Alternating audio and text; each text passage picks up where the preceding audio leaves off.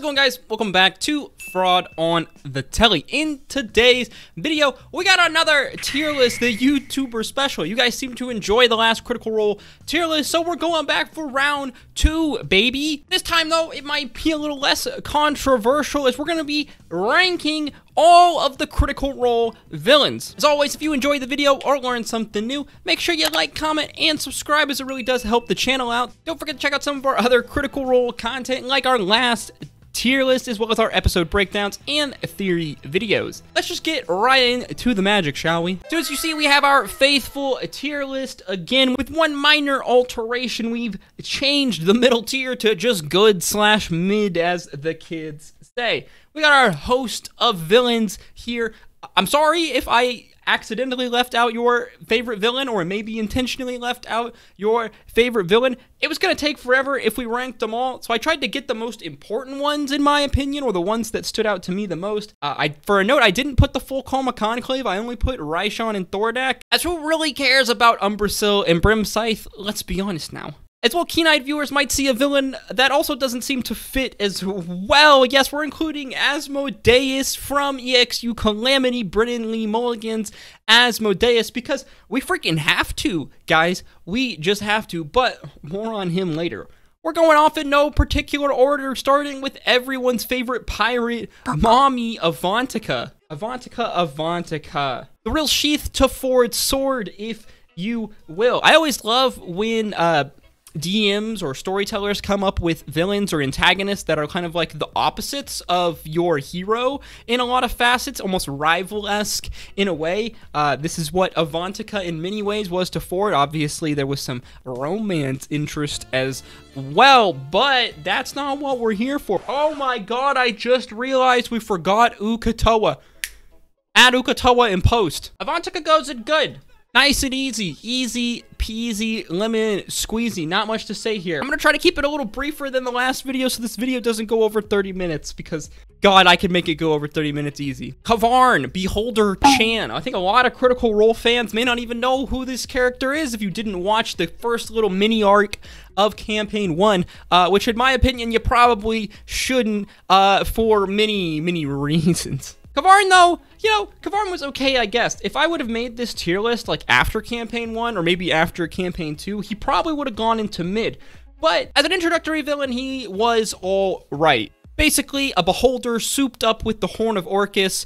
We don't even know if anything ever happened with the Horn of Orcus. It's just a plot point that ended up getting dropped. They took it to the Platinum Dragon Sanctuary in Vasselheim, where I believe it is today. But I would have loved to hear more about the Horn of Orcus and possibly what Orcus's plans were. But basically, that's what this character was. He was doing crazy experiments in the Underdark. Super big fight. You know, the fight itself for that finale of that arc was really cool. It was super sketchy. You gotta love Beholders. Beholders are cool. He goes into okay, I guess, though, because, let's be honest, that era of Critical Role is really rough to watch in hindsight. Oh boy, we got easily the best villains in all of Critical Role. If you guys watched any of my Legend of Vox Machina content, or our Who Are the Briarwoods video, you know I freaking love this sexy power couple. I love the Percy arc, so of course I'm gonna love the Briarwoods, as they're the antagonists of the Percy arc. What more can I say? They're crazy evil, they're crazy cool, they're badass, they freaking break the world for each other because they love each other so much. What more can I say? I'm a sucker for a love story, especially when it's two evil badasses who want to destroy the entire world by bringing back the god of secrets, Vecna. Kevdak. Where does Kevdak go? For those who don't know, Kevdak is Grog's uncle, I believe. The one who is basically Grog's main antagonist in Grog's backstory, the one who kicked him out of his herd. Super awesome fight. Not gonna lie. Honestly, if it wasn't for the fight scene where they eventually take the Titanstone Knuckles, the vestiges of the Divergence, from Kevdak, I feel like he would just go in okay, I guess. Is this gonna be another video where we don't put anyone not a fan? I'm gonna try to be a little more harsh, I think. Kevdak's going in okay, I guess. The fight is what puts him there. We don't really get a lot to know about this character too much. That arc's pretty short, as it's kind of smashed into the middle of the Chroma Conclave arc. So, it goes in okay, I guess. We don't get a ton of backstory with it. The fight's super cool. Yeah, that's it. The Laughing Hand. Honestly, Ooh, where do we put the Laughing Hand? This was kind of the era of Critical Role towards the end of Campaign 2 and this kind of mini Obann arc that I stepped away from Critical Role for a while. So I had to go back and kind of watch that stuff later. The Laughing Hand, though, very cool character design. We love Calamity characters because the Calamity is awesome. So any character that has to do with the Calamity, super cool in our book. So, if you don't know, the Laughing Hand was once like a normal warrior that was corrupted and tortured by, oh god, was it Thordak? I think it was Thordak. You'd think I would know this after making so many Calamity videos. Laughing Hand goes in good. He's unkillable, he's super scary, cool design, cool backstory, linked into the Calamity. We like all those things. Laughing Hand goes in good.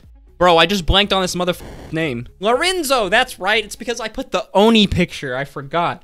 Lorenzo is the guy, the Oni, the one who kidnaps the members of the Mighty Nine, eventually resulting in Molly's death. This guy sucks, man. I mean, by sucks, I mean he's freaking good. Is he one of my favorites? I mean, he's pretty nasty. He's not a nice guy at all. A slaver who's smart enough and powerful enough to capture our heroes and main characters and put them into slavery. He might go in one of my favorites because basically, Lorenzo's actions and the events that played out at this point in Campaign 2 are what led to Molly and what led to Lucien. So, at the very least, he's good. We're going to tentatively put him in one of my favorites for now. Oh, goodness. Here we go. Lucien. The best. The best for sure. You know, originally, this character would have probably gone somewhere around here for me, but after rewatching the end of Campaign 2, doing the content that we've done recently, Lucien's freaking awesome. This character's so cool. I mean, who doesn't love it when a DM takes a dead player character and then turns them into the main antagonist? I mean, what the fuck, Matt? He's awesome. Story is super tragic, super mysterious. I always love trying to figure out character stories. I really wish I was doing theory videos and content in Campaign 2 because trying to figure out Lucien stuff would have been super fun. Moving on. Next we have Obann. Obann's okay, I guess. Not a fan. You see, this is the thing. I remember I ranked Yasha kind of low on my list because I didn't really enjoy her arc because I wasn't really enjoying Critical Role then. Nothing really against Ashley. Also because Yasha was in and out of the party, so it was kind of hard for me to get invested. So I think it was kind of the same with Obann. I like the character design. I like that he's working with Thara's Dune. It was Thara's Dune, right? I'm pretty sure. Ooh, that's Calamity stuff. Obann's okay, I guess. As a major villain, definitely not the most interesting. I found the Laughing Hand way more compelling and fun of a villain because, I don't know, he's this unstoppable force, right? So, super interesting. He may go down. We'll see. If by the end of this no one's not a fan, someone's got to get put down there. Next, we have Orthax. Ooh, Orthax is one of my favorites. I don't think the best. Honestly, Legend of Vox Machina probably would push Orthax into the best, but it's not technically canon. I guess we're talking about Critical Role stuff here, but Orthax, very, very good. Awesome villain. Percy's shadow demon, his revenge demon that is the inspiration for his pistol. What an awesome story. Taliesin doing Hexblade Warlocks before they even came up with Hexblade in 5e with the pew-pew shooty guns. I love it. The inception for firearms in Exandria, super cool. I mean, this story's awesome. We're Percy fans here. Orthax is super cool, super scary. Links in with Ripley, who we'll talk about later on. Yeah, one of my favorites for sure. Very, very good. Raishan. Raishan goes in the best. Probably the best villain from Campaign 1, besides the Briarwoods.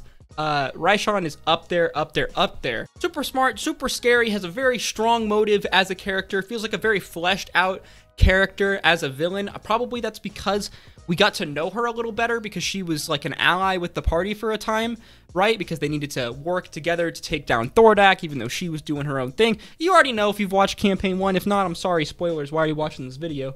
Raishan's awesome, super, super cool, hard to kill, very scary. I remember very vividly that meteor storm or whatever the spell was that she did inside of her cave. It super messed the party up. Awesome character. Raishan, definitely one of the best. Ana Ripley. Ooh, does Ripley go in the best too? She might, man. Ripley's pretty good. Definitely one of my favorites. Like Avantika, Ripley is this kind of...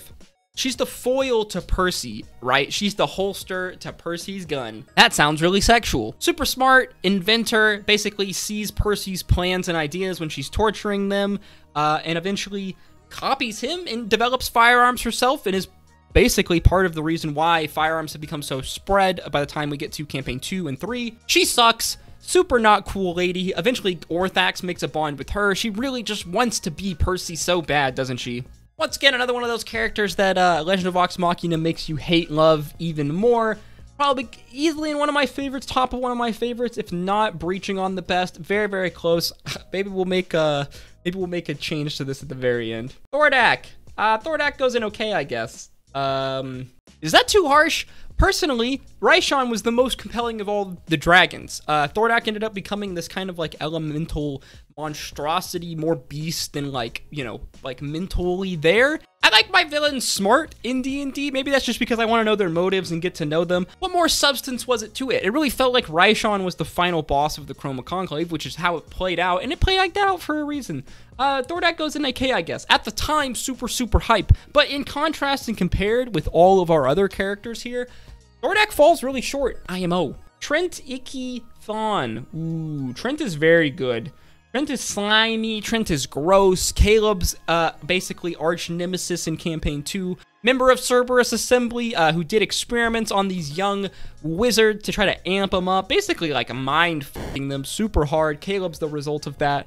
Yeah, Trent Ikithon sucks. Is he one of my favorites though? Ooh, we're gonna put him in one of my favorites for now. Maybe he'll come down later, depending on who else gets in there. I think one of the cool things about Trent as a villain was because we were introduced to Trent relatively early in the campaign, or at least they talked about him, this kind of like slow reveal, we got to know the character as a bad guy more and more and more and kind of get to interact with this really slimy guy. Did I mention that he sucks? Oh, here we go. Asmodeus. I mean, that's fair.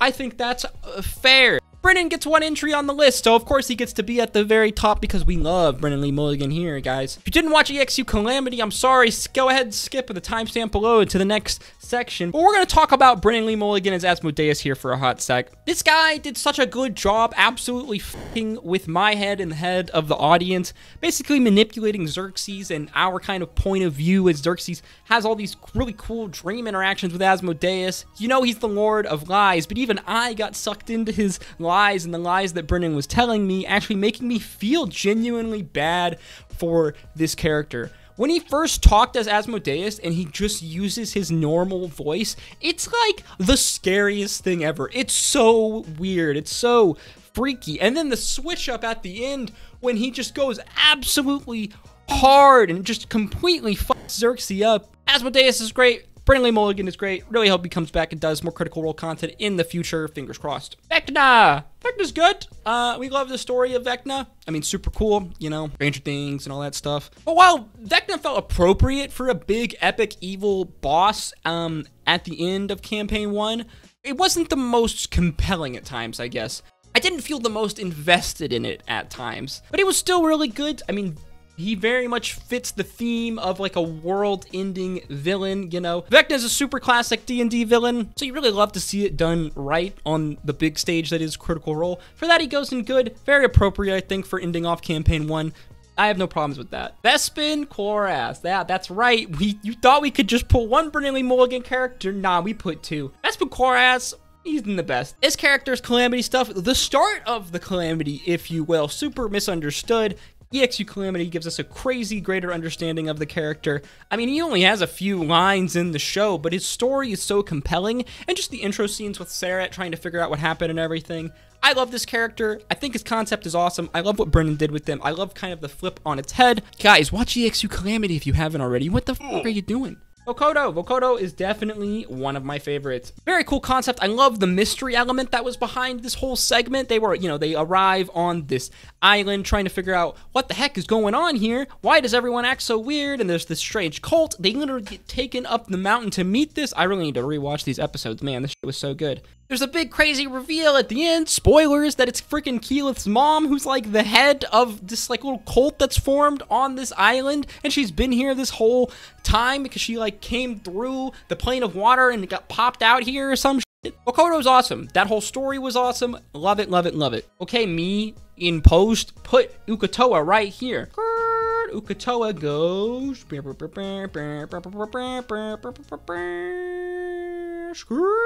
into one of my favorites. Very cool Very cool character, Uk'otoa. Forward story is pretty dope. I love Warlocks, so any Warlock story I'm automatically going to think is really cool because that's just me. I'm just simple like that. I love the dream sequences. Those 4 dream sequences were absolutely crazy in Campaign 2. That had me popping off all the time when he first coughs up the water and he pulls the sword out of his mouth. I mean, what the heck is going on in Matt's mind? Uk'otoa is awesome. Super sad that that plot kind of got like wrapped up a little bit. Hopefully maybe we'll see something in the future with Uk'otoa and these beasts of the calamity and of the betrayer gods that were basically locked away and left on Exandria. That was the only thing. I love Uk'otoa, but I did wish that, I really wish that he got set free. I really do. That shit would have been crazy. Okay, not a bad tier list. Would we change anything going back? You know, let's make some bold choices in life because, you know, what's the point if we're not going to make some bold statements here? We're going to go a boom